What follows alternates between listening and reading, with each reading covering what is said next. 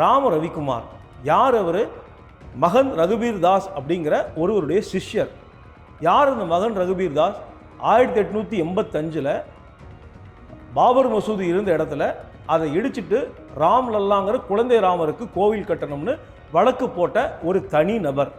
அந்த நபர் போட்ட வழக்கத்தான் இந்துத்துவ சக்திகள் கையில் எடுத்துக்கிட்டு 100 ஆண்டுகளுக்கு பிறகு பெரிய கலவரத்தை நடத்தி மசூதி இடித்து கோவிலை கட்டி அரசியலோடு இணைச்சி ஆட்சிக்கு வந்துட்டாங்க.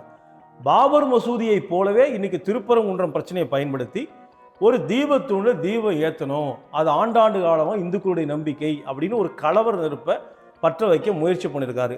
அவரோட சேர்ந்துக்கிட்டு இந்த நீதிபதியும் தமிழ்நாட்டுடைய அமைதிக்கு குந்தகம் விளைவிக்கிறாரு அப்படிங்கிற ஒரு பிரச்சனையை நம்ம பார்க்க வேண்டியிருக்கு. அதாவது தீபம் என்பது நம்பிக்கை, ஆனால் நெருப்பு என்பது ஒரு கலவரத்தை உருவாக்கக்கூடிய நெருப்பு. தீபத்தின் பெயரால் இந்துத்துவ சக்திகள், பிரிவினை சக்திகள் தமிழ்நாட்டில் ஒரு கலவர நெருப்பை பற்ற வைக்க முயற்சி பண்ணியிருக்கிறாங்க.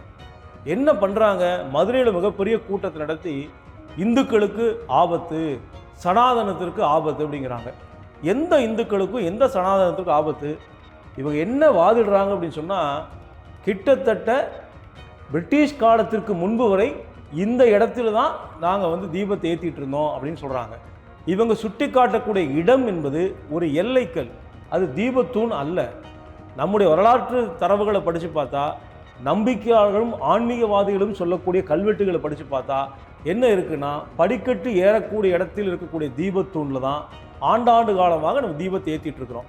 எப்படி திடீர்னு ஒரு எல்லைக்கல்ல தீபத்தூணாக மாற்ற முடியும் அப்படின்னு சொன்னால், அங்கே கலவரத்தை குறிவைத்து இவர்கள் காய நகர்த்துறாங்க அப்படின்னு புரிஞ்சுக்க முடியுது.